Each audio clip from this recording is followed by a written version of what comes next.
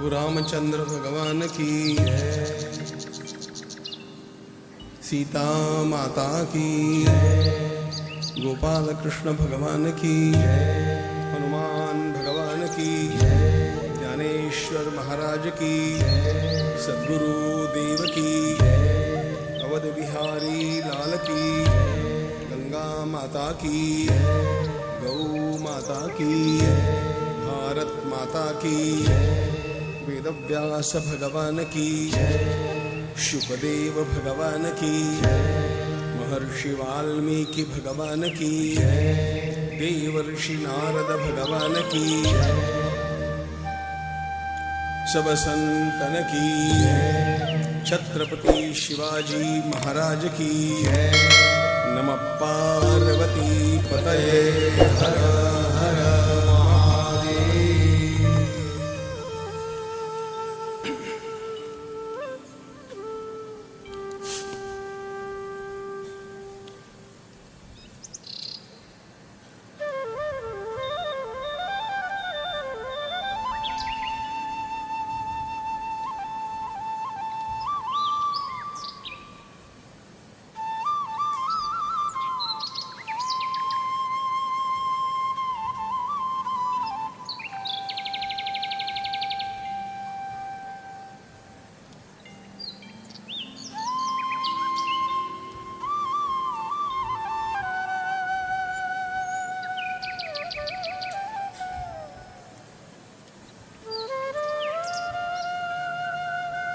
वर्णानाम् अर्थसंघानां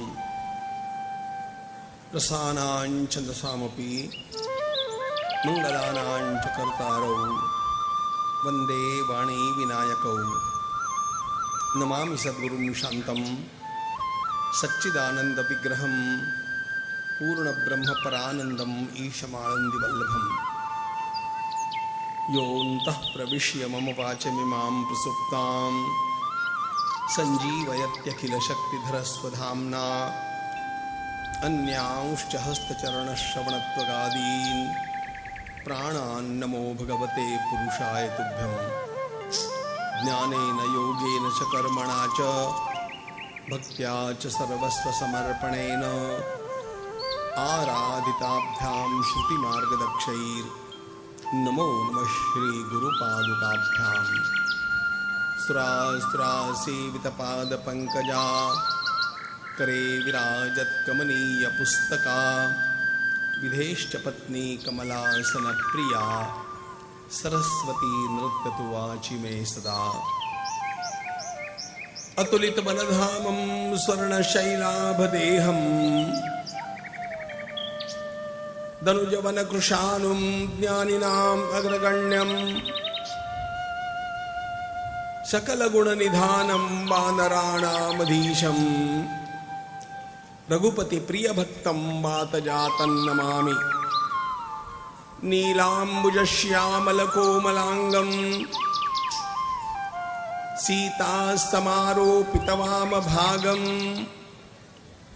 पाणौ महासायकचारुचापं नमामि रामं रघुवंशनाथम् उद्भवस्थितिसंहारकारिणीं क्लेशहारिणीं सर्वश्रेयस्करीं सीतां नतोऽहं रामवल्लभां कूजन्तं राम रामेति मधुरं मधुराक्षरम् आरुह्य कविताशाखां वन्दे वाल्मीकिकोकिलम्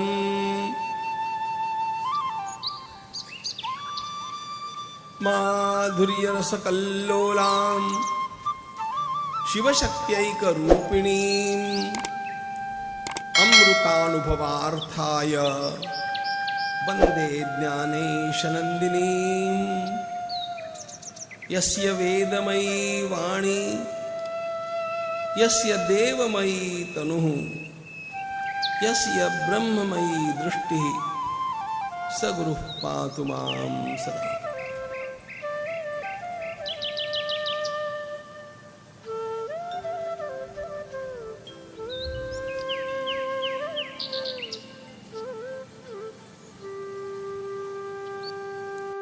तच्छ्रुत्वा राजसिंहस्य वाक्यमद्भुतविस्तरम् हृष्टरोमा महातेजा विश्वामित्रोऽभ्यभाषत। यदि ते धर्मलाभन्तु यशश्च परमं भुवि स्थिरमिच्छसि राजेन्द्र रामं मे दातुमर्हसि। मारीचश्च सुबाहुश्च वीर्यवन्तौ सुशिक्षितौ तौ मांसरुधिरौघेण वेदिन्तामभ्यवर्षताम्। न च मे क्रोधमुत्सृष्टुं बुद्धिर्भवति पार्थिव। तथा भूता हि सा चर्चा न शापस्तत्र मुच्यते।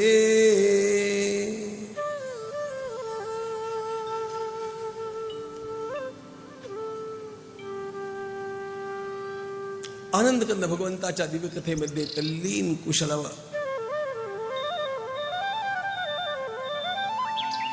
भगवान श्रीराम आणि अन्य समस्त अयोध्या नगरीच्या श्वेत राजपुरुषांच्या पुढे आपली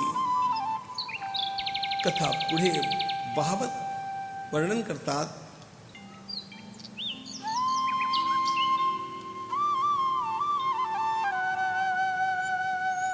महर्षी विश्वामित्रांनी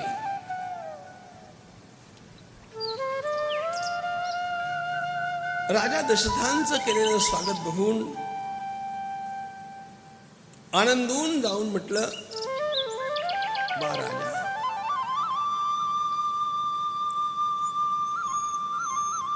मी संतुष्ट आहे, पण माझ्या मनातली इच्छा आता तुझ्या पुढे मला मांडायची आहे. महाराज दशरथांनी आधीच सांगितलं होतं की महाराज आपण जे सांगाल ते मी करीन.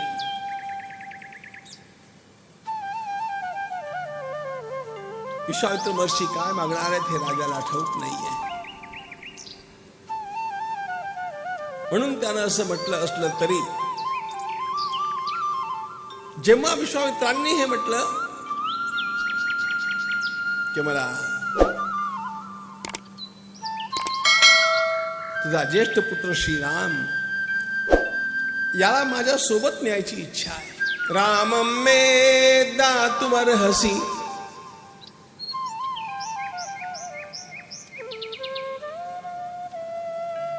महाराज दशरथांना हे कळेना की यांना माझा ज्येष्ठ पुत्र श्रीराम कशा करता हवाय. विश्वामित्रांनी ही सगळी गोष्ट गुलदस्त्यात ठेवली नाही. लगेच त्यांनी स्पष्टीकरणही देऊन टाकलं. राजा लक्षात घे, आम्ही ऋषी सिद्धाश्रमामध्ये एक यज्ञ करण्याचा प्रयत्न करतो. हा यज्ञ 6 दिवसांचा आहे. 6 दिवसांचा हा यज्ञ आम्ही कितीतरी वेळेला आरंभ केला, पण आम्हाला तो पूर्ण नाही करता आला. याचं कारण अनेक राक्षस आमच्या यज्ञामध्ये विघ्न निर्माण करतात. मारीचश्च सुबाहुश्च, त्यांनी स्पष्टपणे नावं सांगून टाकली. मारीच नावाचा एक राक्षस, सुबाहू नावाचा राक्षस आणि त्यांचे अनेक सहकारी. आम्ही जेव्हा यज्ञाचा आरंभ करू पाहतो तेव्हा आमच्या यज्ञाच्या भूमीवरती रक्तमांसाचा शिडकावा करतात आणि त्यामुळे अपवित्र झालेल्या त्या भूमीवरती आम्हाला यज्ञ करता येत नाही. यज्ञ पावित्र्याची आराधना आहे. ज्या स्थानी यज्ञ करायचा असतो ते स्थान आधी पवित्र करावं लागतं. शास्त्रामध्ये त्याच्या पावित्र्याकरता विधी दिलेले आहेत. ते सगळं करताना गोमय गोमूत्र यांचा उपयोग करून त्याला स्वच्छ पवित्र केल्यानंतर त्या ठिकाणी कुठलाही यज्ञ किंवा कुठलीही पूजा सुद्धा आरंभ होते.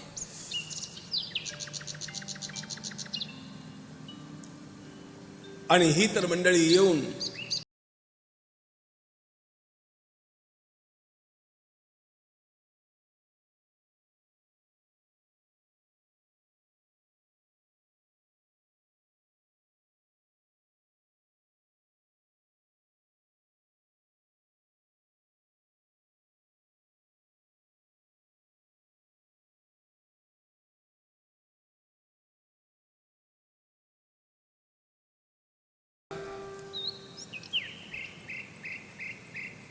तुम्हाला उपवासात खाण्याचे जे पदार्थ असतील त्यांच्यामध्ये थुंकून ठेवतात.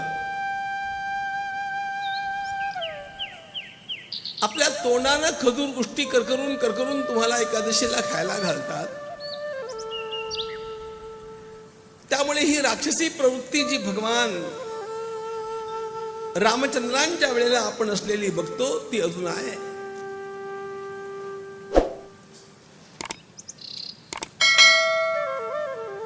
यज्ञ याचा अर्थ केवळ आहुती देणं हा होत नाही. यज्ञ देवपूजा संगती करणं. देवपूजेला सुद्धा यज्ञ म्हणतात. सत्यनारायणाच्या पूजेमध्ये मी पुष्कळ वर्षात ही पोथी पुन्हा पाहिलीच नाही कधी, पण काय म्हटलेलं काय आहे, यजेच्चैव निशामुखे. यजेच्चैव निशामुखे याचा अर्थ पूजयेत असा आहे. ज्या ठिकाणी पूजा करायची ते स्थान पवित्र पाहिजे. स्थान पवित्र पाहिजे, पूजेला बसणारा पवित्र पाहिजे, तो काळ पवित्र पाहिजे, त्या वस्तू पवित्र पाहिजे, तेव्हा पूजा होते. भारतीय परंपरा ही पावित्र्याची आराधना आहे. आणि राक्षसी वृत्ती ही सगळ्या प्रकारच्या तामसी गोष्टींचा हव्यास आहे.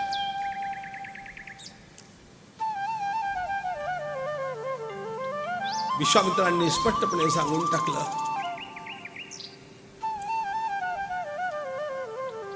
या पापी राक्षसांच्या प्रतिकाराकरता मला रामाची आवश्यकता आहे.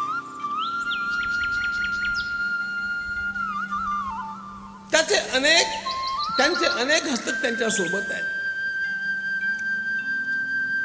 पण माझी खात्री आहे राम सर्वांचा प्रतिकार करू शकेल. विश्वामित्रांनी जेव्हा हे सांगितलं, सुनिराजा अतिया प्रिय बामी हृदय कंप मुख दुति मुकुलानी. राम सिया राम जय जय राम. राम सिया राम जय जय राम. सुनिराजा अतिया प्रिय बामी हृदय कंप मुख दुति कुमुलानी. राम सिया राम जय जय राम. राम सिया राम जय जय राम. चौथे पन पायऊ सुत चारी विप्र बचन नहीं कहे विचारी. राम सिया राम जय जय राम. राम सिया राम जय जय राम. देह प्राण ते प्रिय कछु नाई सो मुनि देव निमिषेक माही. राम सिया राम जय जय राम. राम सिया राम जय जय राम. सब सुत प्रिय मोहि प्राण की नाई राम देत नहीं बनई गोसाई. राम सिया राम जय जय राम. राम सिया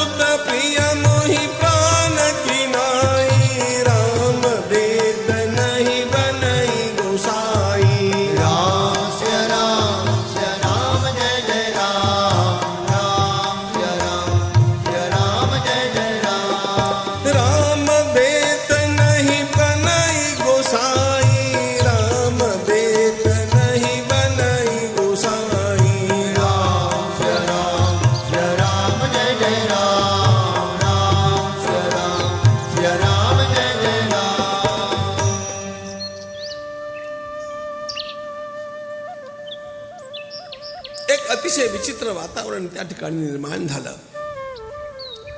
विश्वामित्र महर्षी सांगतायत,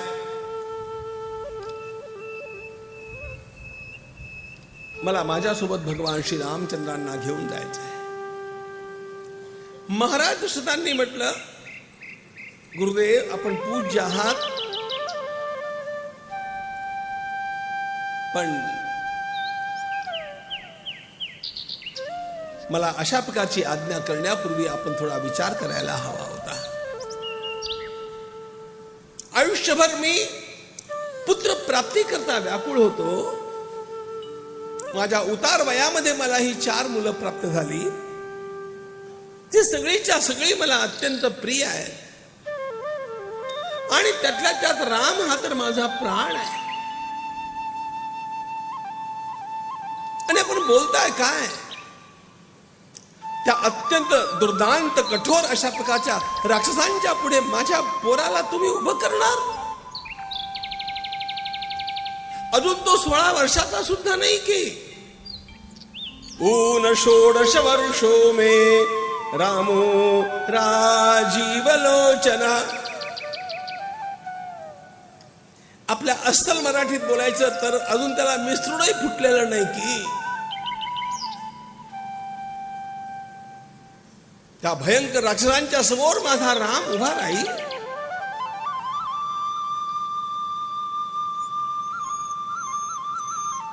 मला क्षमा करा, मी तुमच्यासोबत माझ्या रामाला पाठवू शकत नाही.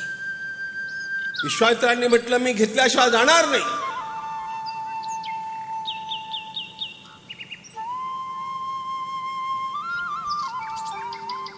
तू मला वचन दिलंयस की तुम्ही जे सांगाल ते मी करेन, आणि आता तू तुझे बोल फिरवतोयस. मी रामाला घेतल्याशिवाय जाणार नाही, लक्षात ठेव. दशरथानं सांगितलं, यज्ञाचं रक्षण करायचं आहे ना, मग मी स्वतः येतो ना. चतुरंग सेना घेऊन येतो. अयोध्येची सेना अत्यंत बलवती आहे. विश्वामित्रांनी म्हटलं, मला तू नकोयस.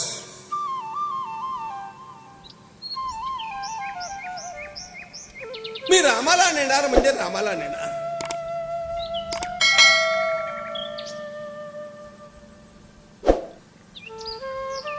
महाराज दशरथ सांगताय,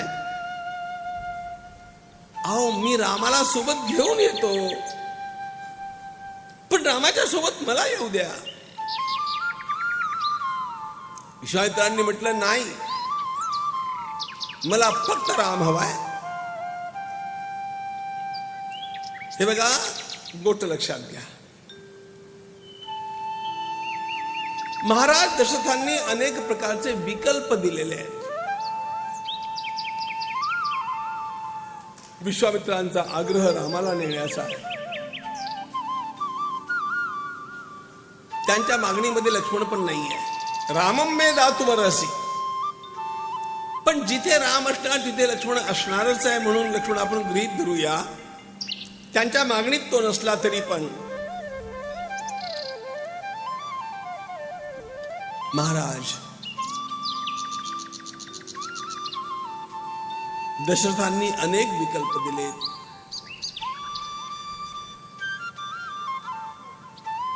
पहिला विकल्प, राम न जाता मीच जातो. दुसरा विकल्प, ठीक आहे, रामाला घेऊन चलूया, रामासोबत मी येतो सेना घेऊन. तिसरा विकल्प, भलेही मी न आलं तरी चालेल, पण रामासोबत मी सेना देतो, त्याला रथात बसून पाठवतो. विश्वामित्र महर्षींनी सगळे विकल्प स्थगित केले. नाही, मी रामाला नेणार आणि रामाला मी माझ्या पद्धतीनं नेणार.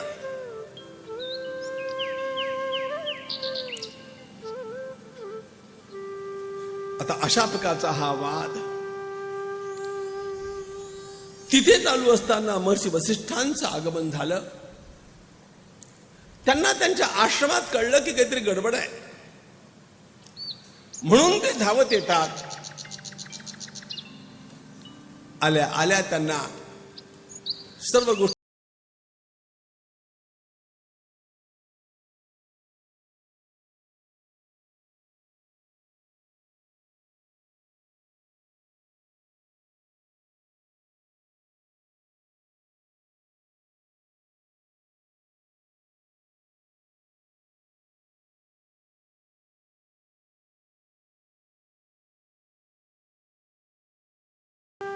आणि त्यानं रामाची मागणी घातली.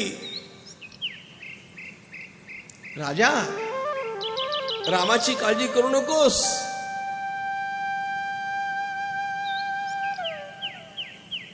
तुझ्या लक्षात नाही येणार गोष्ट काय ती. विश्वामित्रांनी ज्याला मागणी घालावी असा जर आपला राम असेल तर आपण सर्वात भाग्यवान लोक आहोत. एष विग्रहवान धर्मः एष वीर्यवतां वरः एष विद्याधिको लोके तपसश्च परायणम् इष्टापूर्तवधो भूयात् तस्मात् रामं विसर्जय कृतास्त्रमकृतास्त्रं वा नैनं शक्ष्यन्ति राक्षसाः. निशंक मनानं तू रामाला यांच्यासोबत पाठवून दे. राजा, तुला मला इतकंच सांगायचंय की अयोध्येच्या राजवाड्यात राम जितका सुरक्षित आहे त्यापेक्षा अधिक तो सुरक्षित असणार आहे जेव्हा तो विश्वामित्रांच्या सोबत असणार आहे. तुला विश्वामित्र म्हणजे काय प्रकरण आहे ठाऊक नाही राजा. जगात यांच्यासारखा तपस्वी नाही, जगात यांच्यासारखा धनुर्वेदता नाही, दिव्यास्त्रांचा ज्ञाता नाही.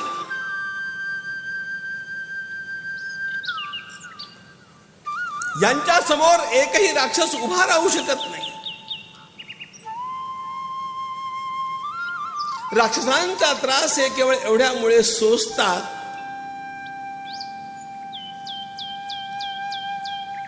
की राजे पदावरनं निघून ते ब्रह्मर्षी पदावरती गेलेले असल्यामुळे त्यांना आता शस्त्रांचा उपयोग करता येत नाही.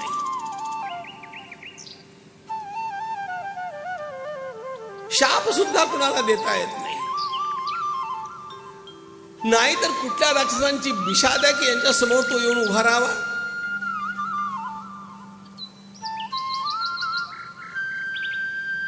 आपला राम धन्य होईल.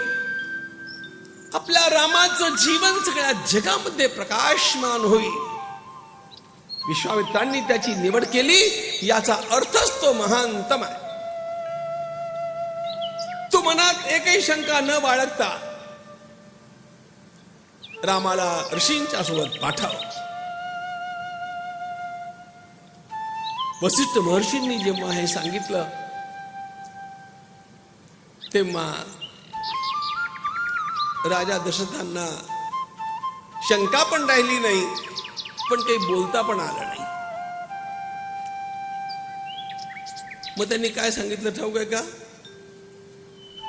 ते म्हणाले की तसं बरोबर आहे, तुम्ही सांगताय तर ते बरोबरच असणार. माझं काही तसं म्हणणं नाहीये, पण रामाची आई ती कसं पाठवेल? वसिष्ठांनी म्हटलं त्याच्या आयांचं मी बघतो, तू एकदा हो म्हण. दशरथांनी म्हटलं ठीक आहे, आपल्या आज्ञेचं पालन करेन, रामाला पाठवेन, फक्त त्यांच्या आयाचा विचार. थांब मी जातो. वसिष्ठ महर्षी राजमहालात आले. कुणाशी कसं बोलावं हे त्यांना फार चांगलं कळतं. ऋषी आले तर त्यांचं स्वागत झालं. महर्षी कधी असे येत नाही. स्वागत झालं. सर्वांनी विचार. तिन्ही राण्यांना त्यांनी बोलावलं.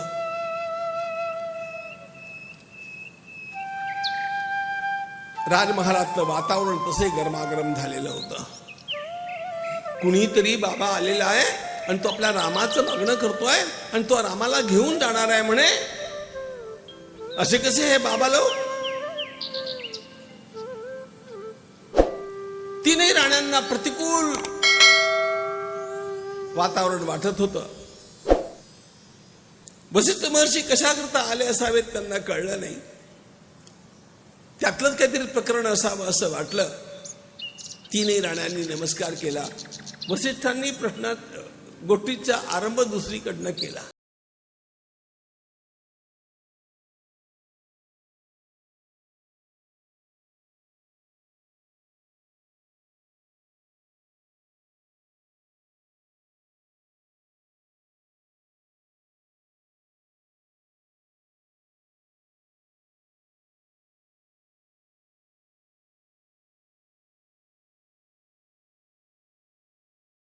कौसल्या मातेनं म्हटलं, आपण आहात.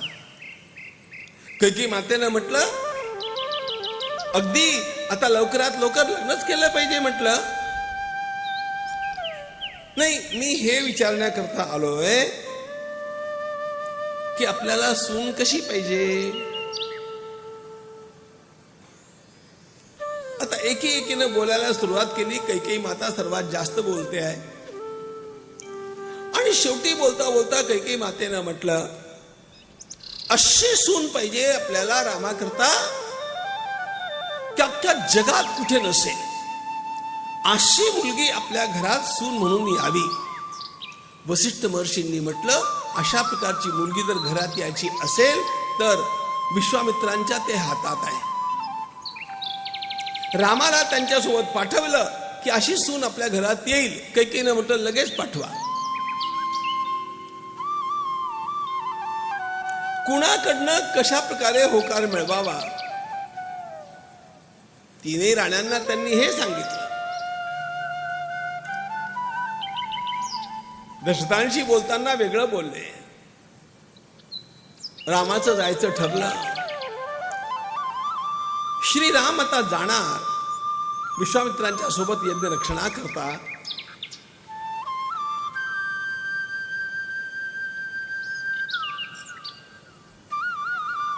रामललाच्या व्यक्तिगत सेवेमध्ये असलेल्या सेवकांनी येऊन सांगितलं, आपण सर्व लोक रामाला पाठवण्याची चर्चा करतात, पण तुम्ही लोकांनी रामाच्या तब्येतीचा विचार केलाय का.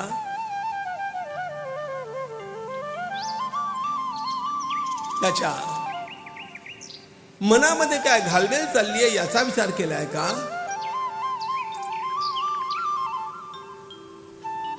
गेल्या अनेक महिन्यांच्या पासून श्रीरामाची मनस्थिती ठीक नाहीये असं आम्हाला वाटतंय.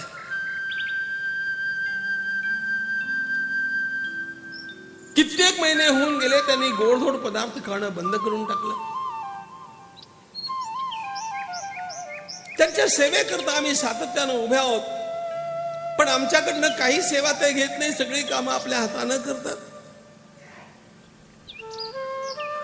पलंगावरती निजत नाही, जमिनीवरती निजतात.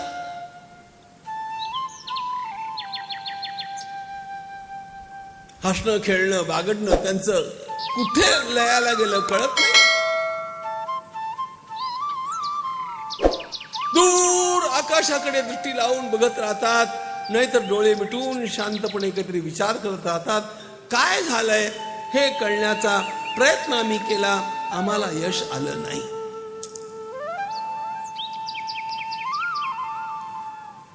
त्यामुळे श्रीरामांना ऋषींच्या सोबत पाठवण्याआधी त्यांच्या प्रकृतीचा विचार करणं आवश्यक आहे, इतकं सांगणं आमचं कर्तव्य आहे म्हणून आम्ही सांगितलं. महर्षी वसिष्ठांनी आज्ञा केली. अच्छा, तुम्ही अधिकारी सांगितलं, ठीक आहे. श्रीरामांना या ठिकाणी बोलवा. भगवान श्रीराम आले. 16 वर्षाचे व्हायचे अजून. येऊन प्रभूंनी सर्वांना नमस्कार केला. उदास मुद्रेनं उभे आहेत. रामाच्या चेहऱ्यावरती अशा प्रकारची उदासीनता कधी कोणी पाहिलेली नव्हती.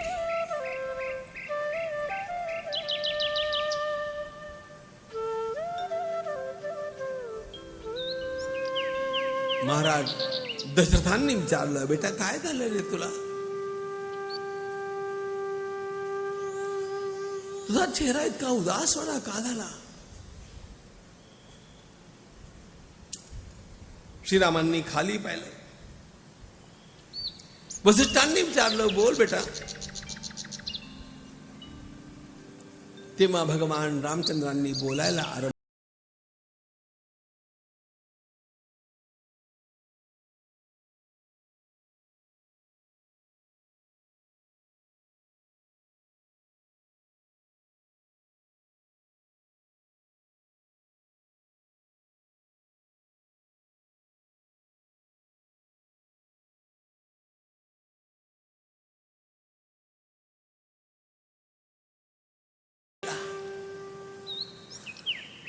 जगातल्या अनेक स्थानांना मी भेटी दिल्या, लोकांची स्थिती पाहिली आणि मला असं वाटू लागलं, हे सगळं जगत दुःखानं भरलेलं आहे. बालपणीचं पारतंत्र्य, यौवनातली विषयासक्ती, म्हातारपणातले रोगराई आणि शेवट काय तर मरण. इतकं सगळं करून शेवटी मरायचंच आहे. कशा करता माणसानं एवढ्या खस्ता खाव्या? जीवनात तसा काही अर्थ नाहीये. म्हणून काहीच करू नये असं मला वाटतं.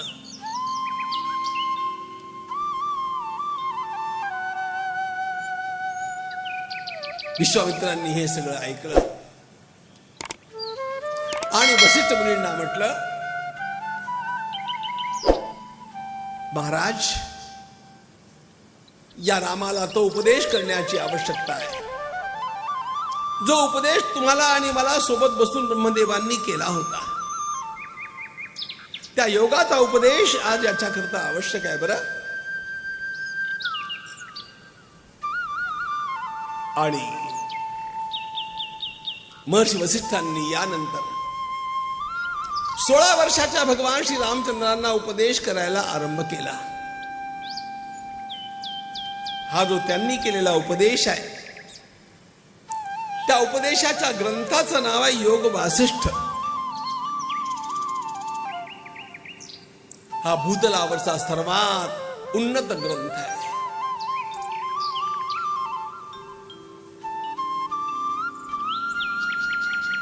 भगवान आद्य शंकराचार्य महाराज आणि भगवान ज्ञानेश्वर माऊली यांच्या ग्रंथावरती सुद्धा योग वासिष्ठाची छाया आहे.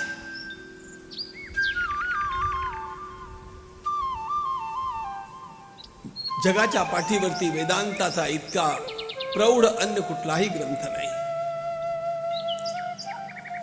मानवी जीवनाची जितकी रहस्य या एका ग्रंथामध्ये आपल्याला मिळतात,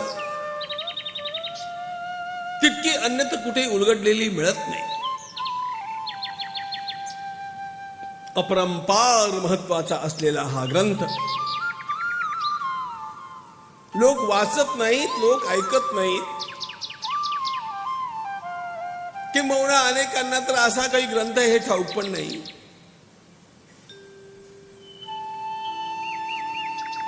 याचं पहिलं कारण, या ग्रंथातले सिद्धांत अत्यंत उच्च सिद्धांत आहेत.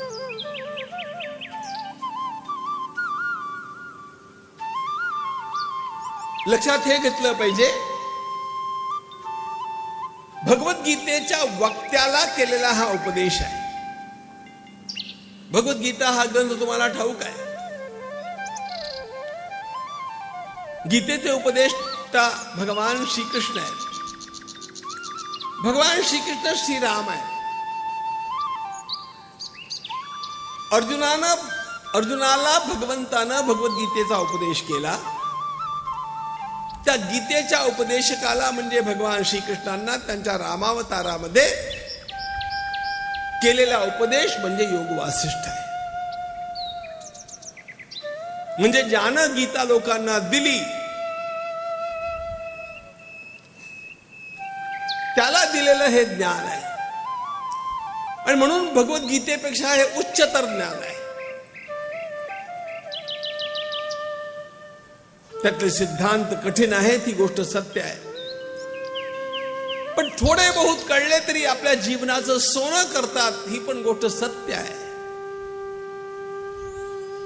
योग वासिष्ठ हा ग्रंथ लोकांच्या वाचनात एवढ्यामुळे पण नाही राहिला की तो फार विस्तृत आहे. 32,000 श्लोक त्याचे आहेत.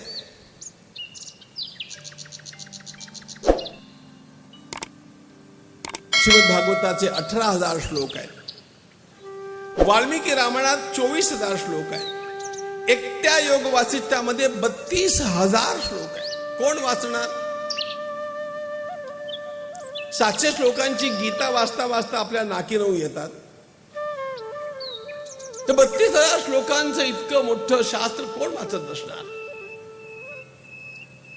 आणि म्हणून हळूहळू हळूहळू हा ग्रंथ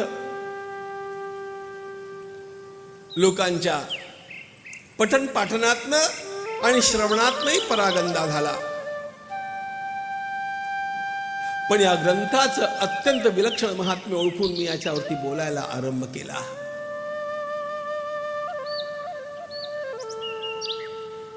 योग वासिष्ठ हा स्वतंत्र कथेचा ग्रंथ आहे. पण काही मिनिटांमध्ये त्या अत्यंत प्रगल्भ विचारांचा थोडासा मागोवा आपण घेऊया. सीताराम हनुमान सीताराम हनुमान सीताराम हनुमान सीताराम हनुमान सीताराम हनुमान सीताराम हनुमान सीताराम हनुमान सीताराम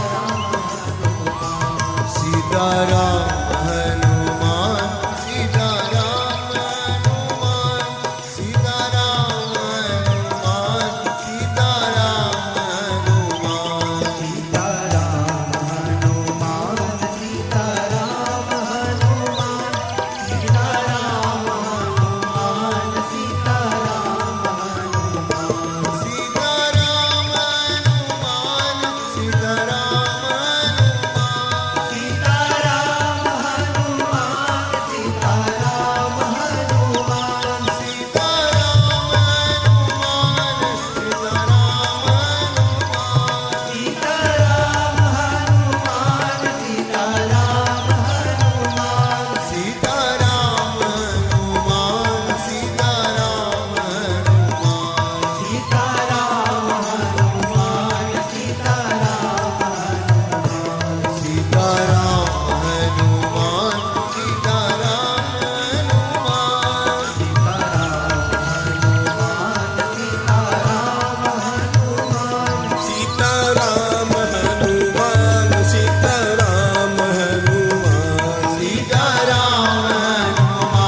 हनुमान सीताराम हनुमान सीताराम हनुमान सीताराम हनुमान सीताराम हनुमान बद्धो विमुक्तस्याम् इति यस्यास्ति निश्चयः नात्यन्तमज्ञो नोतज्ञः सोऽस्मिन् शास्त्रेऽधिकारवान् संसारदीर्घरोगस्य सुविचारं महौषधम् कोहम कस्य च संसारो विवेकेन विदीयते. 32,000 श्लोकांच्या ग्रंथाचं सार मला तुम्हाला 32 मिनिटाच्या आत सांगायचं आहे.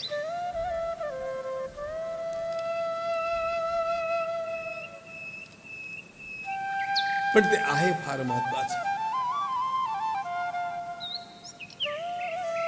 सर्वात पहिली गोष्ट ही आहे वसिष्ठ मुनींच्या उपदेशातली.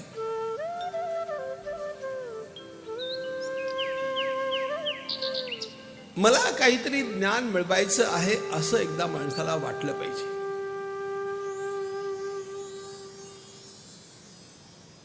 अहम बद्धो विमुक्तस्याम इति यस्यास्ति निश्चयः. अनेक वेळेला घडतं अशा प्रकारचं की आपल्याला आपल्या अज्ञानाची जाणीव नसते.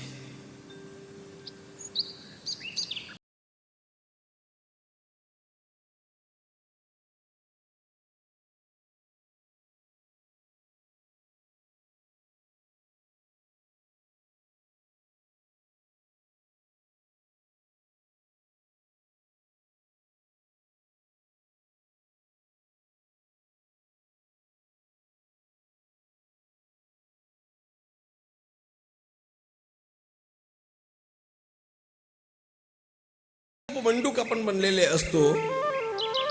कूप मंडूक याचा अर्थ एका आडामध्ये राहणारी बेडकं. आडात राहणाऱ्या बेडकाला ज्याप्रमाणे सागराची कल्पना करताच येत नाही, तो तिथल्या तिथे उड्या मारतो, तिथल्या तिथे उड्या मारतो, तिथल्या तिथे उड्या मारतो. त्याला वाटतं हे सगळं विश्व आहे. अशा एखाद्या बेडकाला जर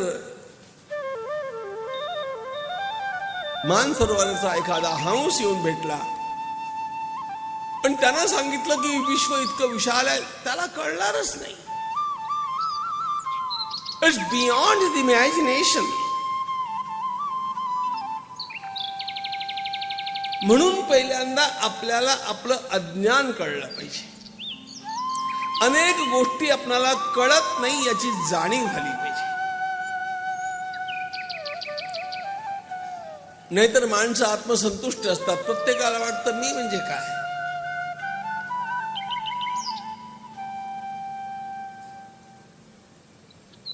भर्तृहरीनं त्याच्या नीतिशतकामध्ये लिहिलंय, जोपर्यंत विद्वानांच्या सोबत माझा संबंध आला नाही तोपर्यंत मी स्वतःला महामहोपाध्याय समजतो.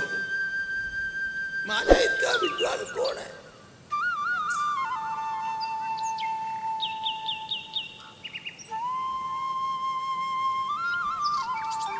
विद्वानांच्या संपर्कात येऊ लागल्यानंतर कळलं की मला काही कळत नाही. ज्ञान इतकं विस्तारित आहे. अहम बद्धो विमुक्तस्याम इति यस्यास्ति निश्चयः नात्यन्तमज्ञो नोतज्ञः सोऽस्मिन् शास्त्रेऽधिकारम्. योग वासिष्ठ नावाचा ग्रंथ तुम्हाला दिसला तर बघा स्टॉलवरती. त्यात 32 श्लोकामध्ये मी या ग्रंथाचं सार काढलेलं आहे.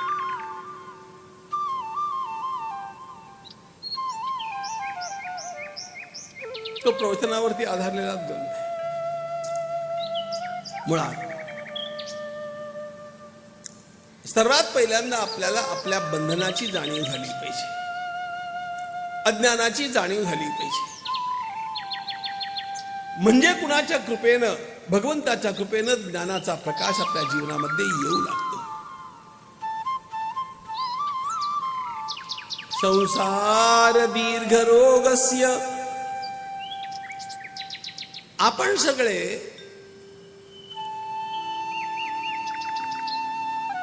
रात्रदिवस या वासनांच्या जगामध्ये गटांगळ्या खातो.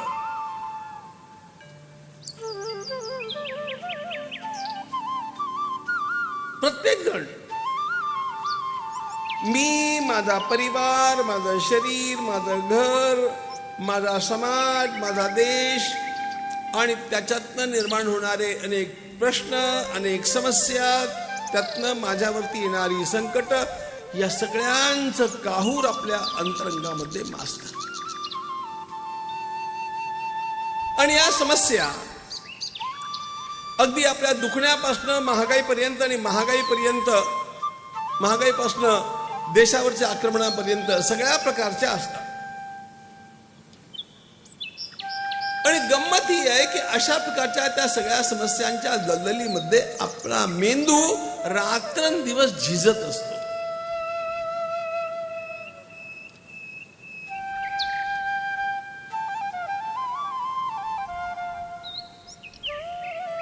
यातनं बाहेर यायचं कसं?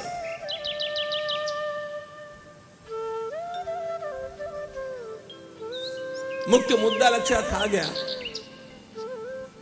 बाहेरच्या जगानं आपल्याला नाही बांधलं, आपल्याला आपल्या अंतरंगातल्या विचारांनी बांधलं, आपल्याला आपल्या अंतरंगातल्या वासनांनी बांधलं. This chattering mind is the real problem. कुठेही बसलेले असतो आपण बंधनात नसतो, पण तरी डोकं गरगरत असतो, डोक्यात बंधन असतं. आणि काही केल्या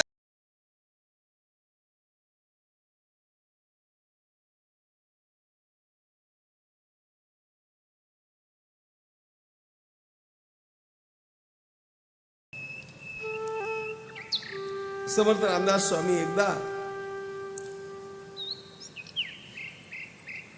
एका पाटलांच्या घरी उतरले. ते दरवर्षी त्यांच्या फेरीमध्ये त्या पाटलांच्या घरी दुपारच्या वेळेला थांबत, भिक्षा घेत, थोडी विश्रांती घेत पुढे चालत.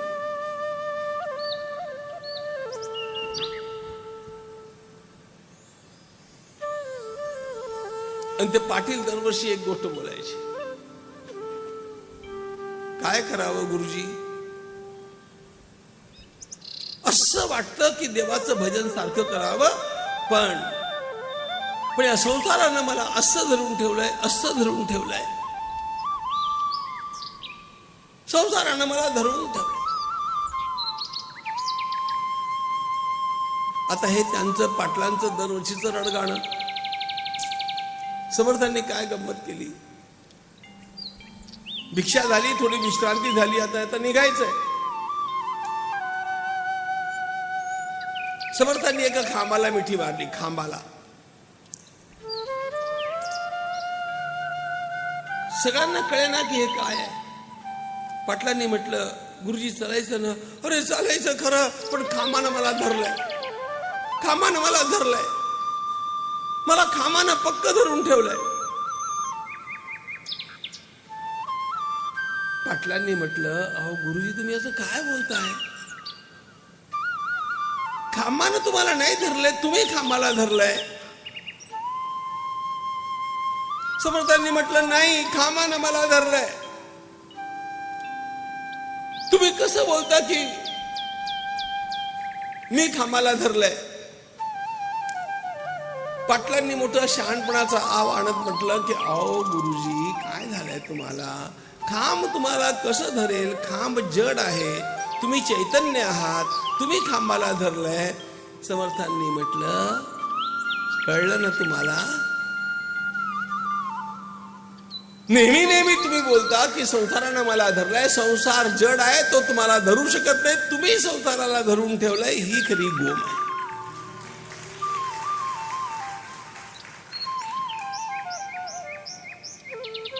संसार दीर्घ रोगस्य सुविचारमहौषधम. प्रश्न हा आहे की आता यातनं सुटायचं कसं.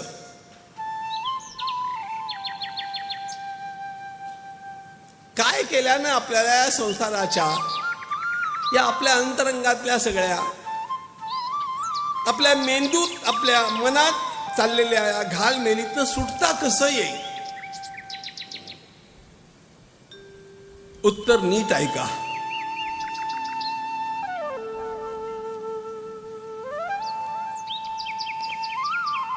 वसिष्ठ महर्षींनी म्हटलं, रामा, यातनं सुटण्याकरता खरा खुरा उपाय एकच आहे, आणि तो म्हणजे विचार करणं, विचार करायला शिकणं.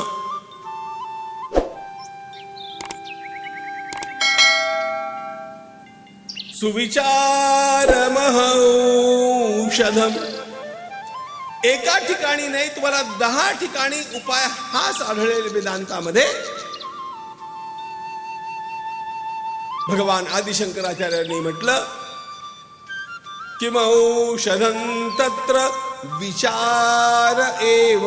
विचार करता आला पाहिजे. समर्थांनी म्हटलं दासबोधामध्ये, तैसी अग्निसेवा न सांडता गृहरेखा नोलांडिता, जनामध्ये सार्थकता विचारेची होय. You must know how to think properly.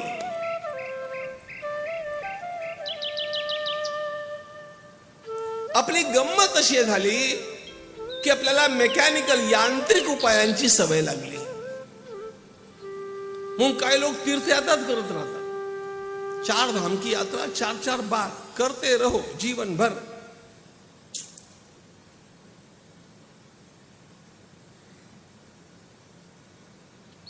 काही ग्रंथांची पारायणच करत राहतात.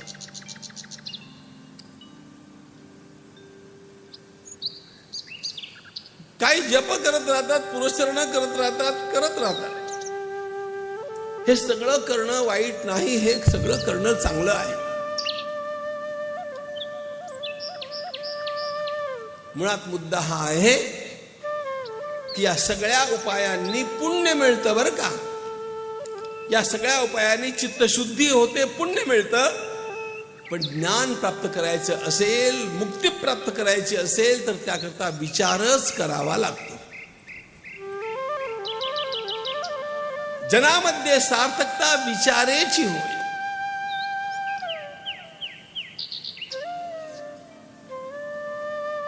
तीर्थयात्रा करून करून करून करून निश्चितपणे पुण्य मिळतं, पाप टळतं, पाप गळतं,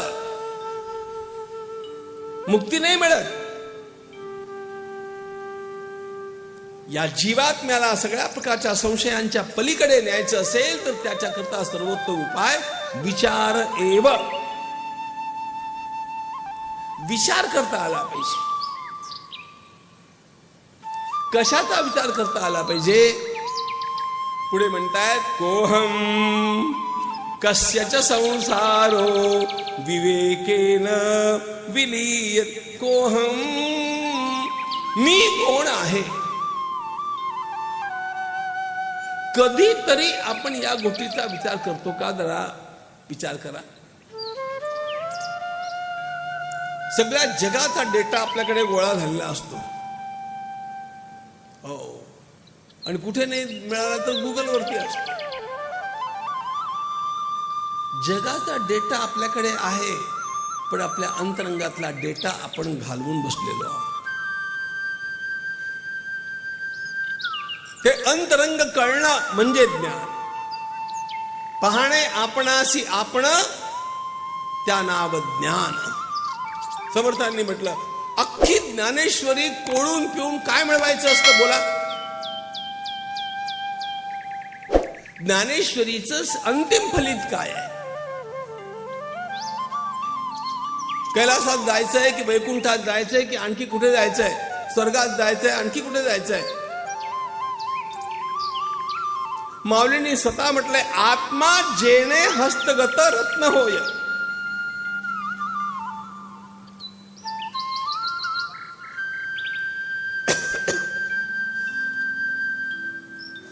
सर्वात मोठं रत्न आहे आत्मतत्व. मी कोण हे कळणं. आणि ते एक न कळल्यामुळे माणसाचा सगळा भ्रम त्याला हिंडवत असतो.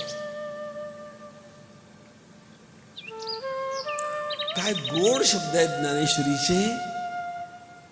तेत प्रियाची परमसीमा. माऊलींचे शब्द माऊलींचेच आहेत बघा.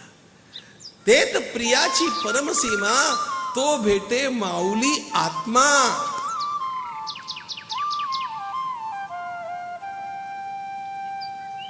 कोण भेटे? तो भेटे माऊली आत्मा. आपण कधी त्या स्वतःला, आपल्या आत्मतत्वाला जाणण्याचा प्रयत्न नाही केला. जितकं जितकं मनुष्य अंतर्मुख होऊन या वाटेला लागतं, आपोआप बाकीच्या गोष्टी गळून पडतात. प्रश्न सोडवावे लागत नाहीत, प्रश्नच विरघळून जातात. कारण सगळे प्रश्न आत्मज्ञानाच्या अभावानं निर्माण झालेले असतात. कोहम कस्यच संसारः विवेकेन विलीयते.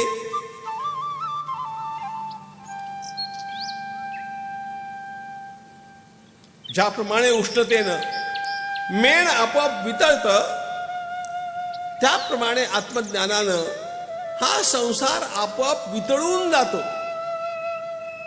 तो दूर करावा लागत नाही, सारावा लागत नाही, सोडावा लागत नाही, तो गळून पडतो. रामा, हा विवेक जागृत करता आला पाहिजे. आणि याकरता आपल्या बुद्धीला शीतल ठेवता आलं पाहिजे. योंत शीतलया बुद्ध्या, काय गोड शब्द आहे ते. शीतलया बुद्ध्या, आपली बुद्धी गरमागरम, म्हणून घरामध्ये सगळी वसवस वसवस वसवस. तो त्याच्यावरती चिडतो. उत्तम पुरुष तो आहे ज्याची बुद्धी सर्वदा शीतल असते. योंत शीतलया बुद्ध्या रागद्वेष विमुक्तया. बुद्धी गरम का होते? रागद्वेषामुळे. हे माझं, हे तुझं, हे चांगलं, हे वाईट, हे अनुकूल, हे प्रतिकूल, या द्वंद्वांच्या मध्ये फसलेली बुद्धी सारखी सारखी सारखी सारखी ज्याप्रमाणे गाडी पुष्कळ चालली की ती तापते. जाऊ द्या राव, मोबाईल सुद्धा जास्त जर चार्ज झाला तो गरम होतो. तशा प्रकारे ही बुद्धी या सगळ्या बावटळीमध्ये अडकून अडकून अडकून अडकून तापून जाते. त्या बुद्धीला शीतल करण्याकरता या रागद्वेषांच्या पलीकडे जाण्याची आवश्यकता आहे. रामा, योंत शीतलया बुद्ध्या रागद्वेष विमुक्तया साक्षीवत् पश्यतीदं हि जीवितं तस्य शोभते. साक्षीवत,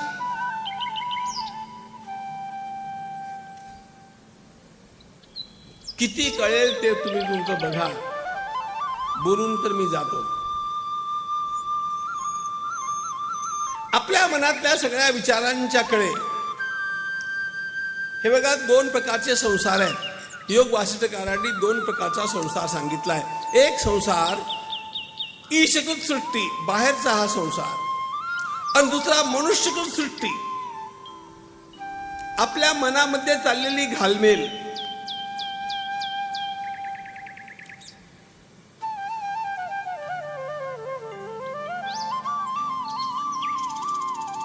ही कशी कमी करणार?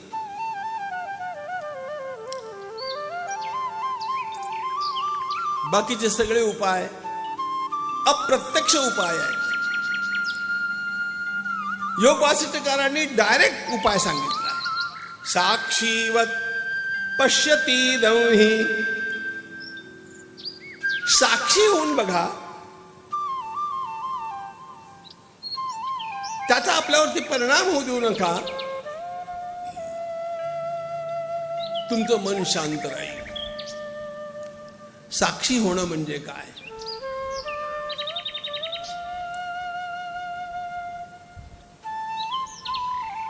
एका सभागृहामध्ये दिवा असतो, इथलंच घ्या. त्या दिव्याच्या प्रकाशात कोणी येतो, प्रवचन करतो, नंतर कोणी येतात ते लीला करतात, कुणी पुढारी येतो तो भाषण करतो, एखादी नर्तिका येते ती डान्स करते, आणि कधी कधी तिथे लोकांचं भांडण होऊन जातं, मग गुद्दागुद्दी झाली.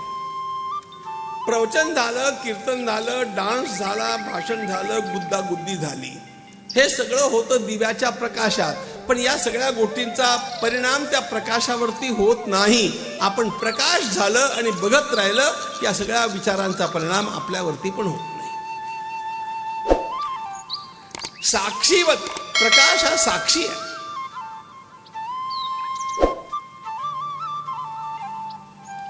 दिवा हे सगळं बघतो, दिव्याच्या प्रकाशाचा उपयोग करून या सगळ्या क्रिया होतात, पण या क्रियांचा परिणाम त्या दिव्यावरती होत नाही. त्याप्रमाणे आपल्या आत्मज्योतीचा प्रकाश या सगळ्या विचारांना कारण असतो, पण विचारांचा परिणाम त्याच्यावरती न झाला म्हणजे ती निर्लेप असते.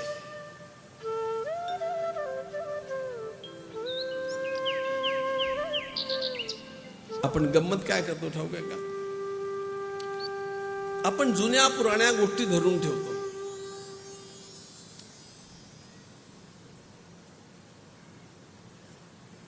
एक दुसरं उदाहरण देतो छान. तुम्ही सर्वांनी आरसा पाहिला आहे.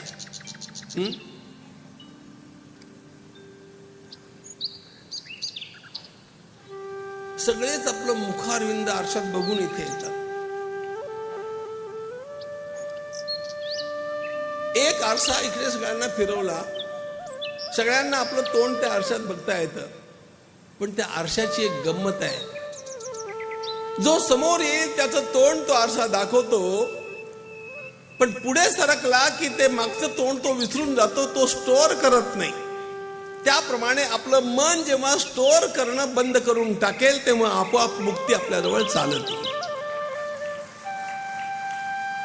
आपण स्टोअर करतो. काल मला हा बोलला होता, परवा तो बोलला होता, तेरवा ती बोलली होती, त्याच्या आधी तो सेलूवाला बोलला होता. सगळं गबाळ, कचरा.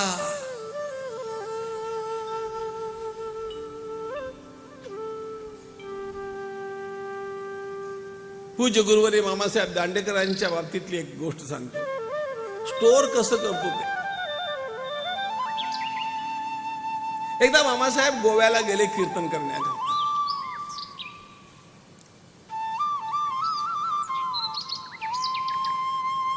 3 दिवस कीर्तन झाली. मामासाहेब परत आले पुण्याला. पुढल्या वर्षी गोव्याची मंडळी परत त्यांना निमंत्रण देण्याकरता आली की मामा कीर्तनाकरता यायचे. आता मामांच्या सोबत जे होते त्यांनी स्वतः मला हे सांगितलंय बरं का. त्यांचं नाव पूज्य गोपाळराव रिसबूड. आता ते पण नाही आहेत, पण त्यांनी मामांच्या सोबत 40 वर्ष घातली. तर सोबतच्या एका व्यक्तीने सांगितलं, मामा गोव्याला नक्की होकार द्या बरं का, गोव्याला जायचं आपण. तर मामांना कळेल हा का म्हणतोय म्हणून. मामाने विचारलं का रे. काय झकास आमरस केला होता त्यांनी. 3 दिवस सारखा आमरस. मामांनी विचारलं कीर्तनाला कुठला अभंग घेतला होता रे. हे कुठं लक्षात आहे माझ्या. कीर्तन विसरला, आमरस लक्षात राहिला. होत ना असं. आपलं डोकंच असं आहे. या सगळ्या गोष्टी आपल्या डोक्यामध्ये अशा प्रकारे ठासून भरल्या गेल्या. या मनातल्या विचारांच्या मुळे माणसाला म्हातारपण येतं हे त्याला कळत नाही. तुम्हाला हा काळ म्हातारा नाही करत, तुम्हाला तुमचे विचार म्हातारा करतात. किती बोजा माझ्या डोक्यावरती. त्या बोजा नसतो, पण त्याच्या विचारांचा बोजा होतो.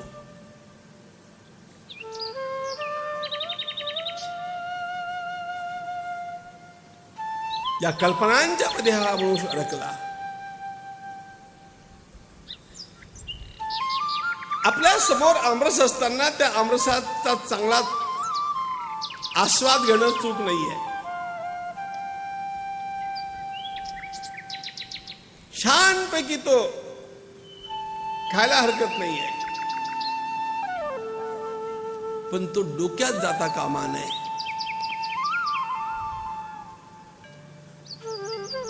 आमरसाचं मी उदाहरण दिलं मित्रांनो.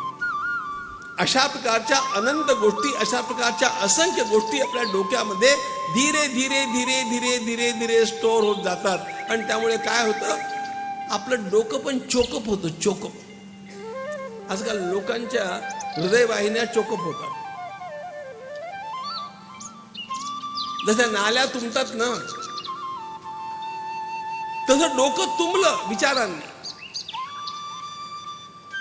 विचार यावेत, आपलं काम करून विचार संपून जावेत, इतकी स्वच्छता ज्याला आपल्या मनाची करता येते त्याला कधीही संसार दुःखमय राहत नाही. साक्षीवत पश्यती दंही जीवितम तस्य शोभते चित्तोन्मेष निमेषाभ्याम संसारस्योदय क्षयौ वासना प्राण संरोधात अनिमेषम मन कुरु.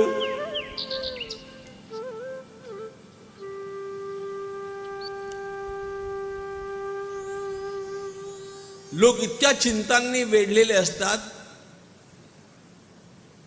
काय करावं.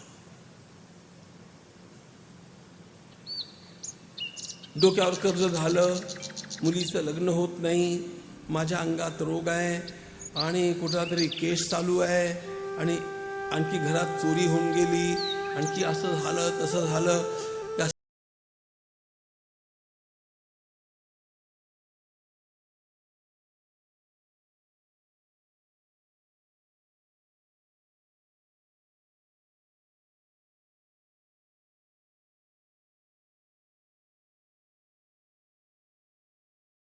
देणारा ग्रंथ नाही, योग वासिष्ठ हा जिवंतपणे मुक्ती देणारा ग्रंथ आहे, हे लक्षात घ्या.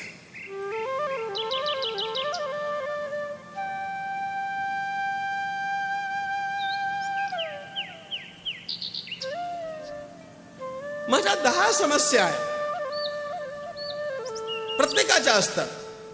कुणाच्या 4 असतील, कुणाच्या 6 असतील, कुणाच्या 10 असतील, कुणाच्या 2 असतील. समस्या असतात, नो प्रॉब्लेम. फक्त मला एक गोष्ट सांगा, रात्री आपल्याला झोप लागली, छानपैकी झोप लागली, पण त्यातही कोजागिरीमुळे जागरण झालं होतं, उशीर झाला होता झोपायला, त्यामुळे अगदीच गाढ झोप लागली. आपण जेव्हा गाढ झोपेमध्ये असतो तेव्हा आपल्या समस्या संपलेल्या असतात का? समस्या त्यांच्या ठिकाणी तशाच असतात, पण त्यांचा ताप आपल्या डोक्याला होत नसतो. खरं आहे ना? सगळे जागे आहात ना?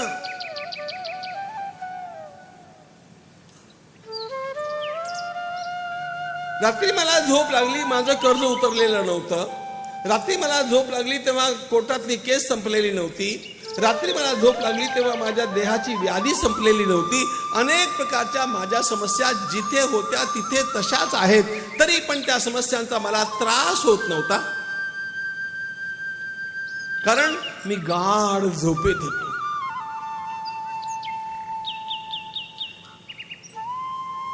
योग वासिष्ठकार एक युक्ती शिकवतात आपल्याला.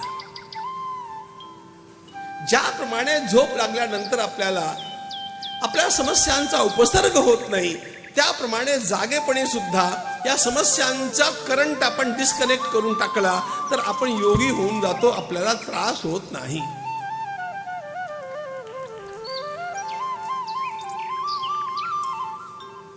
एक उदाहरण देतो बघा, त्याचा दुरुपयोग करू नका. तुमच्या जिल्ह्यात काय आहे मला ठाऊक नाही, पण आमच्या जिल्ह्यात एक गोष्ट आहे. आता माझा जिल्हा कुठला हा प्रश्नच आहे, पण समजा काही असेल.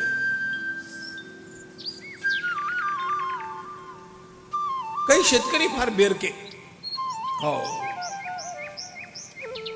ते काय करतात ठाऊक आहे का?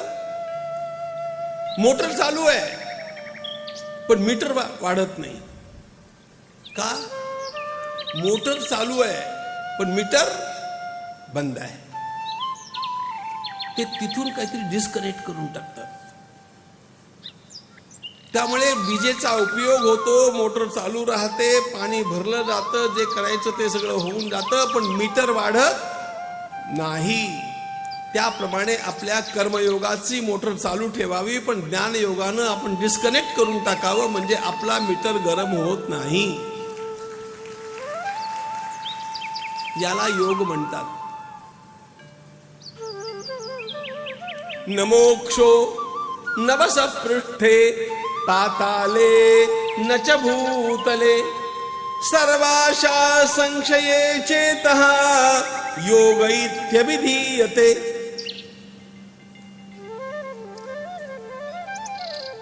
इथून कुठेतरी वरती गेलं म्हणजे वर वर वर वर वर वर तिथे मोक्ष आहे, असला फालतूचा विचार सोडून द्या.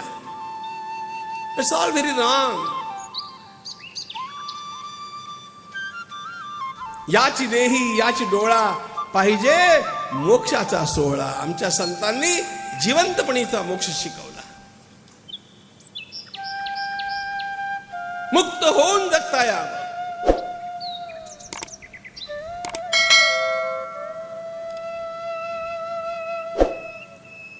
याकरता काय करावं? मनातल्या या सगळ्या विचारांचा उपसर्ग आपल्याला होणार नाही अशा प्रकारची कला शिकून घ्यावी. या कलेला म्हणतात योग. योग म्हणजे आसन प्राणायाम नाही. आसन प्राणायाम इत्यादी जे काय आहे ना, हे सगळी योगाची अंग आहे.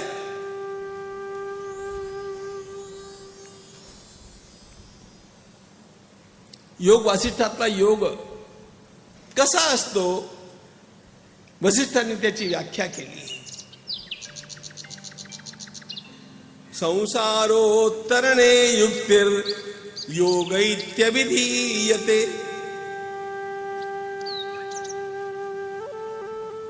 ज्याप्रमाणे नावेमध्ये बसून समुद्र पार करता येतो, मोठी नदी पार करता येते, त्याप्रमाणे हा भवसागर, हा विचारांचा आपल्या डोक्यातला गलबला, हे सगळं तसंच्या तसं असतानाही आल्हादपणे आपली चेतना त्याच्यापासून वेगळी ज्याला करता आली त्याला योग साधला. योग हे त्या युक्तीचं नाव आहे. पद्मपत्रमिवांबसा म्हणून भगवद्गीताकारांनी योग्याच्या मनाला उपमा दिली आहे ती कमळाच्या पाण्याची दिली. चुकलो, पाण्यातल्या कमळाची दिली आहे.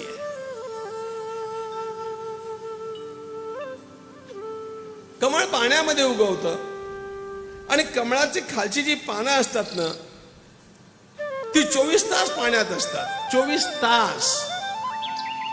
पण त्याची गंमत ही आहे, ते कमळ तोडून बाहेर काढलं की त्याच्या पानावरती एक थेंब पाणी दिसत नाही. अजिबात ते ओलं होत नाही. 24 तास पाण्यात राहून सुद्धा कमळाची पत्र ज्याप्रमाणे कोरडी असतात, त्याप्रमाणे 24 तास संसारात राहून सुद्धा ज्याचं मन अलिप्त राहतं त्याला योगी म्हणतात.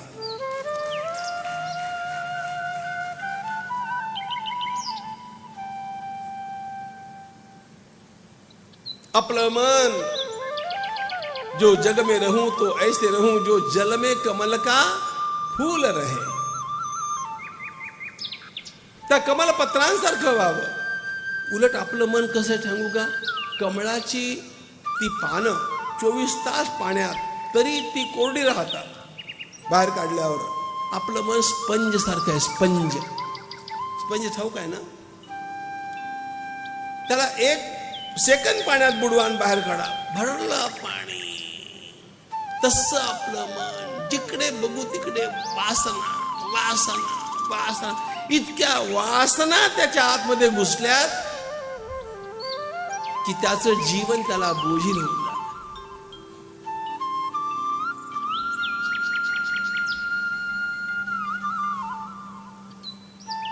संसारोत्तरणे युक्तिर् योग इत्यभिधीयते.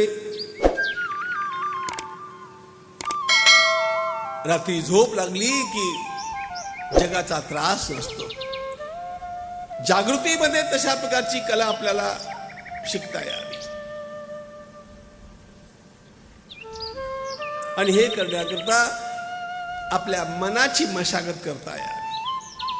मनो हि जगतां कर्तृ मनो हि पुरुष स्मृतः मन कृतं कृतं लोके न शरीर कृतं कृतं. योग वासिष्ठकार म्हणतात, रामा नेहमी आपल्या मनावरती लक्ष ठेव. या मनात काही साठता कामा नये.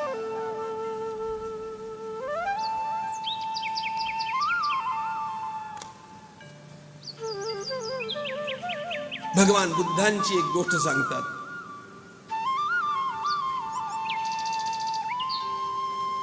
त्यांचे 2 शिष्य भिक्षू भिक्खू प्रवासामध्ये होते. एके दिवशी सकाळी त्यांनी एका सरोवरावरती स्नान केलं आणि आपल्या ध्यानाकरता ते बसत होते. इतक्यात असं झालं, तिथे एक बाई आली, पाणी भरण्याकरता आली आणि पाणी भरताना तिचा पाय घसरला. ती पाण्यात पडली. पाणी पुढे खोल होतं म्हणून त्यातला एक भिक्षू पटकन धावत गेला आणि दोन्ही हाताने तिला धरून बाहेर काढलं. त्या बिचारीनं त्या बाबाला नमस्कार केला, घडा भरून ती गेली. दुसरा भिक्षू ते बघत होता. गुरुजींनी सांगितलंय बायांना स्पर्श नाही करायचा, आणि यानं तो दोन्ही हातानं त्या बाईला बाहेर काढलं. तेव्हा काही नाही बोलला. ही खुनशी माणसं अशी असतात बरं का, ती तेव्हा काही बोलत नाही, पण सगळं मनात जपून ठेवतात. त्यांचं फिक्स डिपॉझिट फार पक्क असतं. 2 महिन्यानंतर फिरता फिरता जेव्हा ते परत गुरुजींच्याकडे आले तेव्हा त्यानं चुगली केली. गुरुजी, तुम्ही सांगितलं होतं की बायांना हात नाही लावायचा.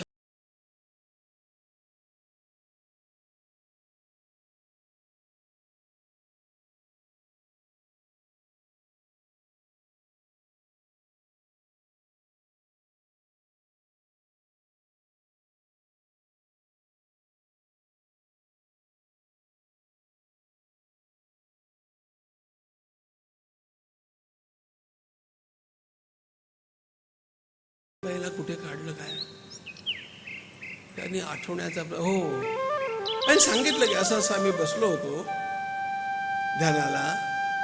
बसणार इतक्यात ते दृश्य पाहिलं.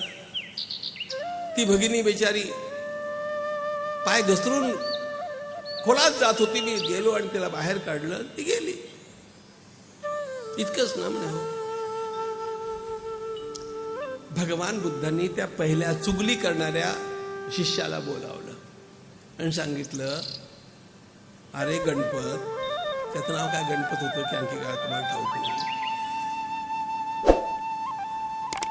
यानं तिचे दोन्ही हात धरले आणि तिला बाहेर काढलं, हे बरोबर आहे, पण यानं तिचे दोन्ही हात लगेच सोडून दिले. तू 2 महिने मनात धरून ठेवलेस. कळलं ना तुम्हाला?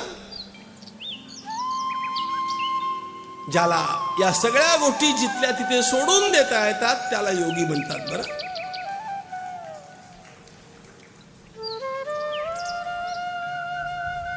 मनो हि जगतां कर्तृ. एखादी गोष्ट देहानं करावी लागली, ती करून टाकली, पण मनामध्ये त्याचा कुठलाही विकार निर्माण झाला नाही.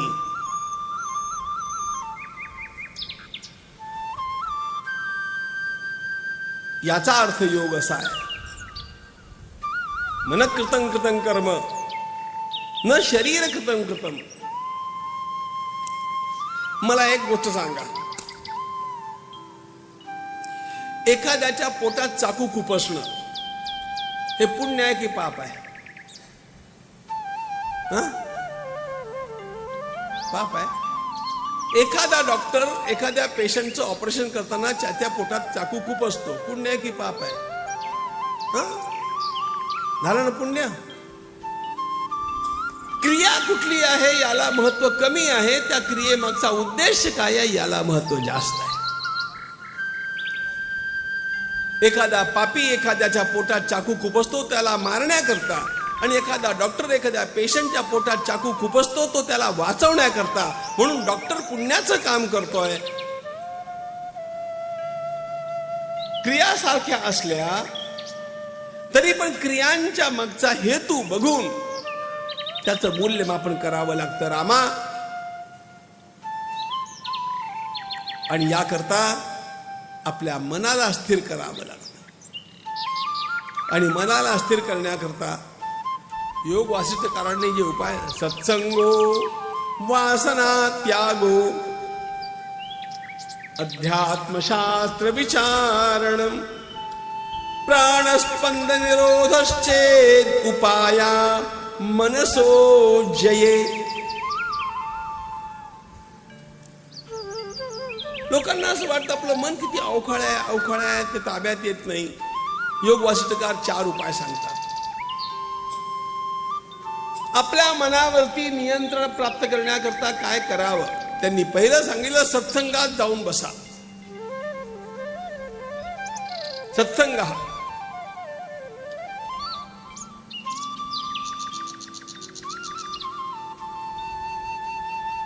आता इतके लोक या ठिकाणी बसले आहेत, सत्संगामध्ये बसले आहेत, मुक्त नाही होऊन गेलेले आहेत. पण या 3 तासामध्ये 4 तासामध्ये एका ठिकाणी बसून एखादा उत्तम विचार सतत ऐकत राहण्यामुळे आपोआप वाईट विचारांच्या पासनं आपलं मन परावृत्त झालं. हा सत्संगाचा परिणाम आहे.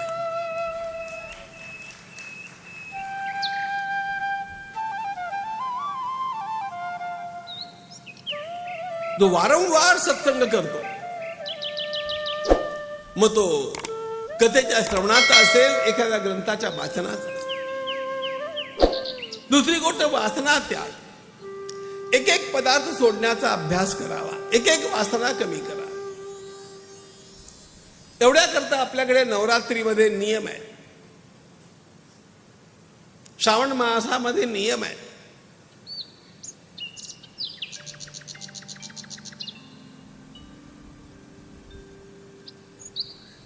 मराठमोळा एखादा ग्रामीण व्यक्ती सुद्धा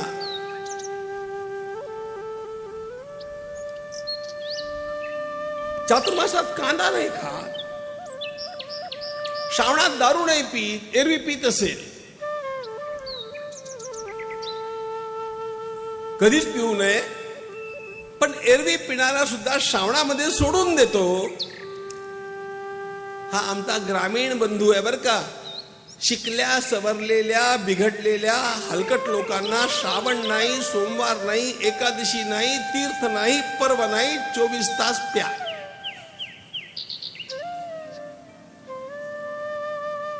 संयमाचा अभ्यासच नाही.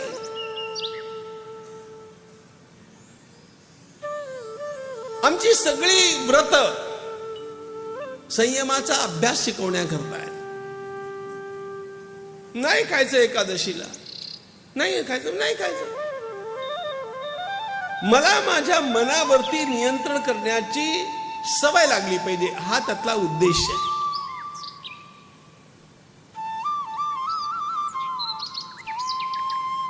तितक्यातनं लगेच मुक्ती बिक्ती नाही मिळत, पण तितक्यातनं आपल्याला आपल्या मनावरती ताबा निर्माण करण्याची क्षमता प्राप्त होते.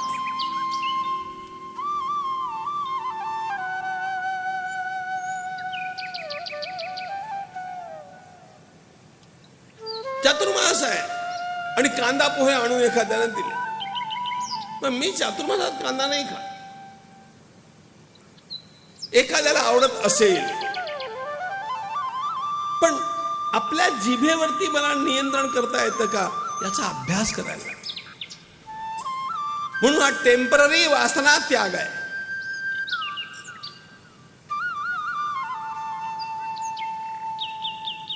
सत्संगो वासना त्याग अध्यात्मशास्त्र विचारणम.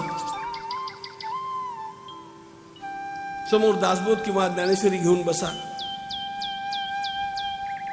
चाळत राहा, प्रेमानं चाळत राहा. उद्विग्न झालेलं मन आपोआप तितक्या वेळेपुरतं शांत होतं की नाही बघा. अध्यात्मशास्त्र विचारणम.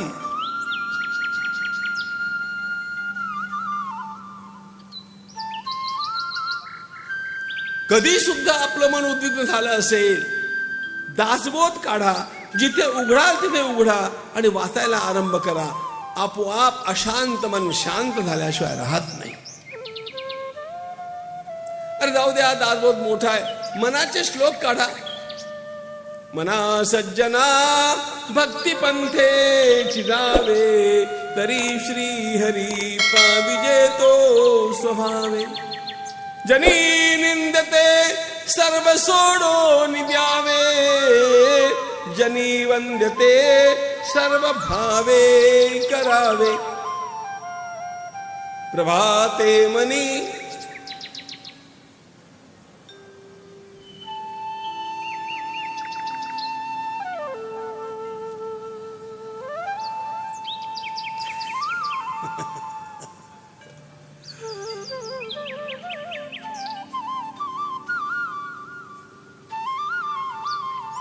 जगी धन्य तो दास सर्वोत्तमाचा.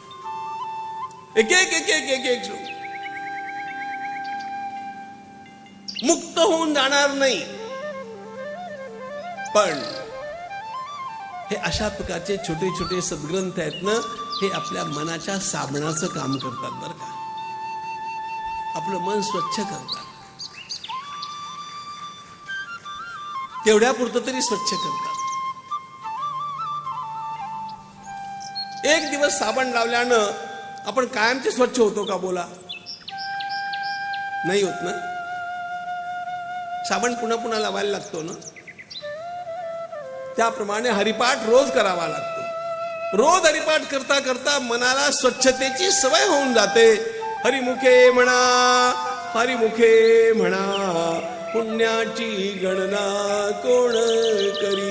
योग याग विधी येणे नोहे सिद्धी. आपोआप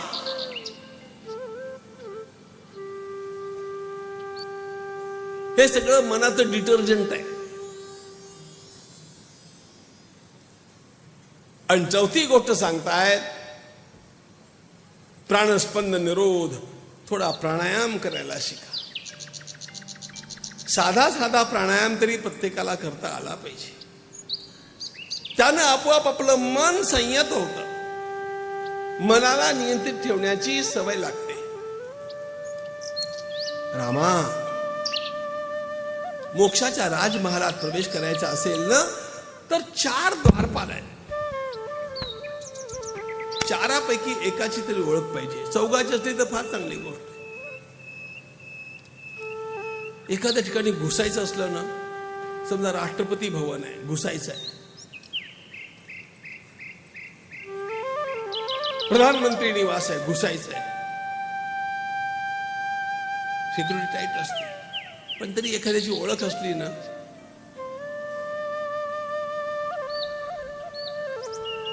काम हो जाता है. तसं मोक्षाच्या भवनामध्ये 4 द्वारपाल आहेत. 4घांची ओळख असली तर प्रश्नच नाही, पण 4पैकी एकाची तरी ओळख पक्की करून ठेवावी. मोक्षद्वारे द्वारपाला 4 संप्रकीर्तिता. शमो विचार संतोष 4th साधु संगम.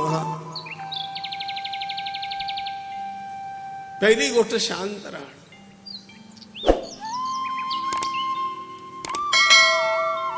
इंद्रियांचा संयम ठेवणं. दुसरी गोष्ट योग्य विचार करणारा शिकणं. हे बघा, विचार मनात येणं वेगळी गोष्ट आहे आणि विचार करायला शिकणं ही वेगळी गोष्ट आहे. विचार करायला शिकण्याकरता ट्रेनिंग लागतं. प्रत्येकाला नाही जमत.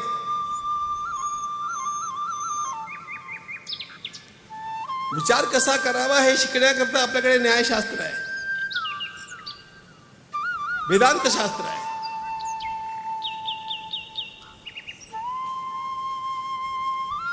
पहिली गोष्ट संयम, दुसरी गोष्ट विचार, तिसरी गोष्ट संतोष. हे सगळ्यात सोपं आहे बरं का. काही पुरुषार्थ करता येत नसेल तरी मनुष्यानं संतोषाची वृत्ती बाळगून घ्यावी. जे होईल ते शांतपणे स्वीकारावं. अशी संतोषी माणसं मी पाहिली आहेत. ती मोठी ज्ञानी नव्हती, पण संतोषाच्या बळावरती त्यांनी आपलं जीवन इतकं शांत सुंदर ठेवलं. बघत राहा. आणि चौथा मुद्दा साधू संगम. शमो विचार संतोष. चतुर्थ साधु संगम. अंतस्त्यागी बहिसंगी लोके विहर राघव. रामा, उत्तम पुरुष तो असतो जो बाहेरनं सगळी कर्म करत असतो पण अंतरंगातनं एकाही कर्माशी चिकटलेला नसतो. अंतस्त्यागी बहिसंगी.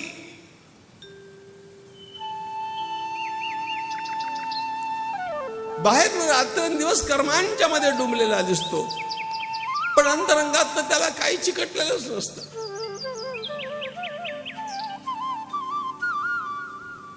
अशा प्रकारचं जीवन ज्याला जगता येतं त्याला आपली सगळी कर्तव्यही वेळेवरती पार पाडता येतात आणि तरीही तो कशातही न अडकता या संसार बंधनात सुटून गेलेला असतो. नवे नवे तो नुसता सुटत नाही, तो असंख्य लोकांना सोडवतो. सतरती सतरती स लोकांस तारयति. तो तर तरतोच तरतो, पण त्याच्या संगतीनं त्याच्या सहवासातले लोक तरुण जातात रे. त्यामुळे तुझ्या मनात असलेली ही जी ग्लानी आहे, ही ग्लानी व्यर्थ आहे. ही अयोग्य विचारांच्या मुळे आलेली आहे.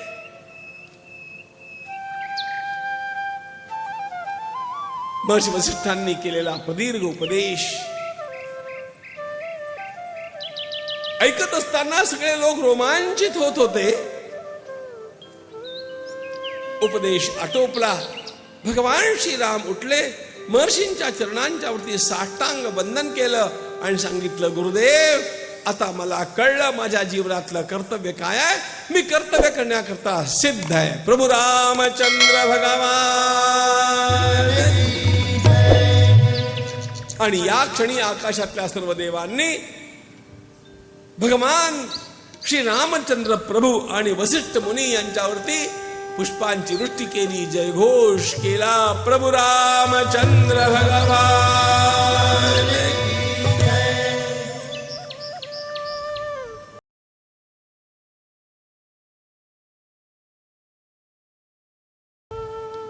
विश्वामित्र महर्षींच्या सोबत आता भगवंताला निघायचंय.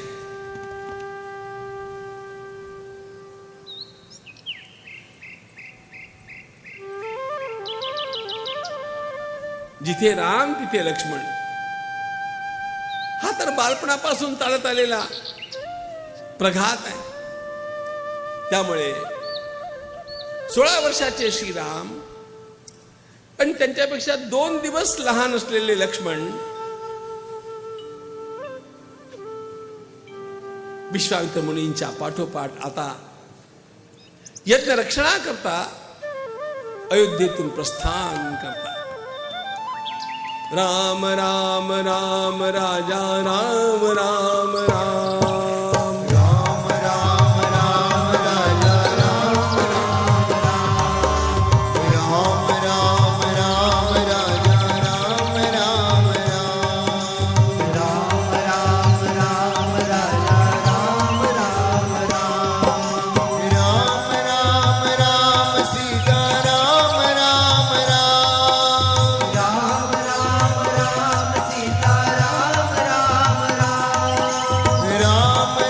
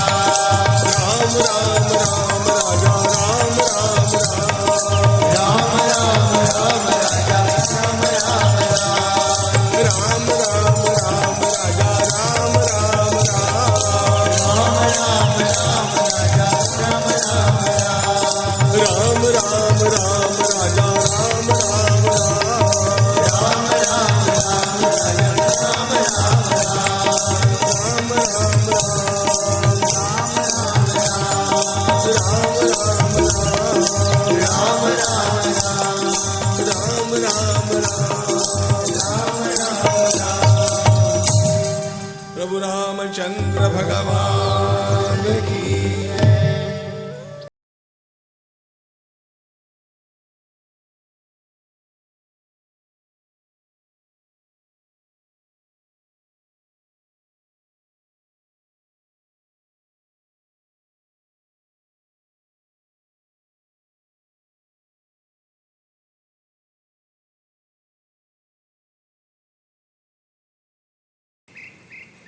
राजकुमार म्हणून निघाले होते अयोध्येतून. मुनींनी त्यांना मुनिकुमारांचा वेश दिला.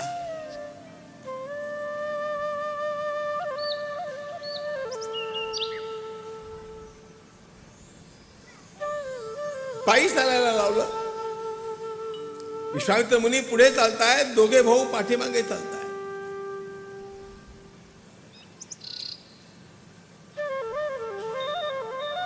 राजमहालामध्ये पंचपक्वान्नांचं भोजन रोज व्हायचं हो. आता कंदमूळ फळं खायला लावली.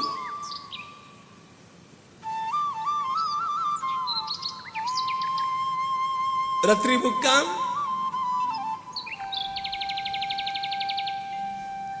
एसी असलेला बंगला नव्हता तुमच्यासारखा.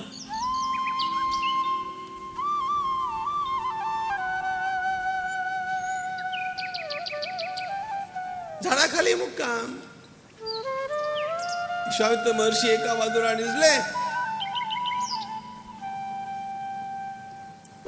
गवताची चटाई, त्याच्यावरती ते निजले.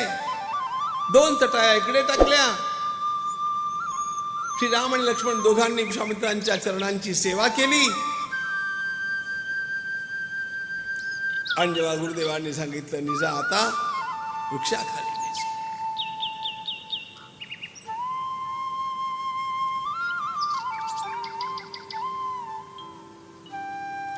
मुख्य मुद्दा एक लक्षात घ्या. यज्ञाच्या रक्षणाकरता जर घेऊन जायचं असतं तर हे सगळं करण्याची आवश्यकता नव्हती. Let us read between the lines. आपल्याला मथितार्थ ओळखता आला पाहिजे.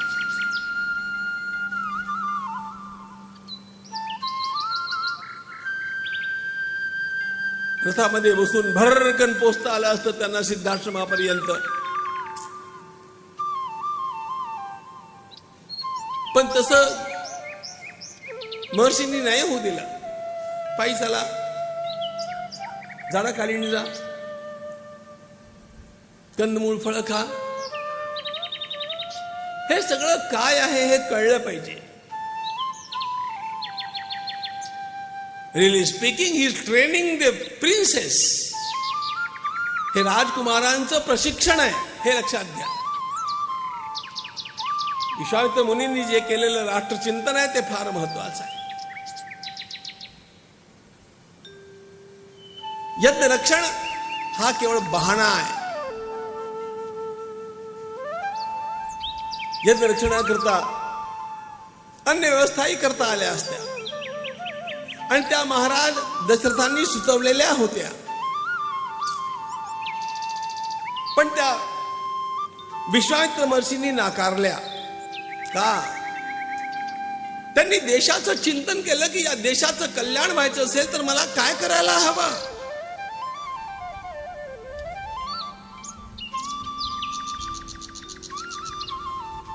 देशाची स्थिती किती वाईट होती.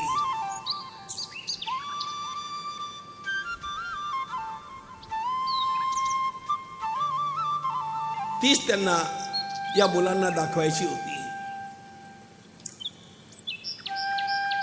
पायी चालत असताना ते एक एक आश्रम दाखवतायत, एक एक समाज दाखवतायत, त्या वनवासी जाती दाखवतायत, राक्षसांनी केलेले अत्याचार दाखवतायत.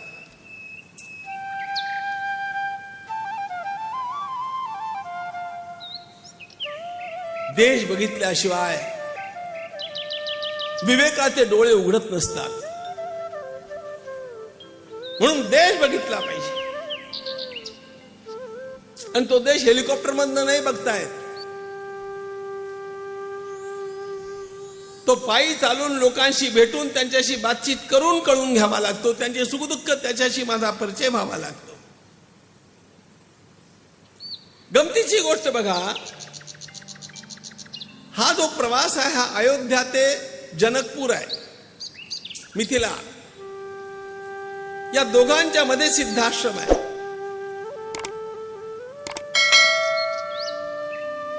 आणि गमतीची गोष्ट, या सिद्धाश्रमामध्ये काही ऋषीमुनी राहत आहेत आणि त्यांना फक्त 6 दिवसांचा यज्ञ करायचा आहे.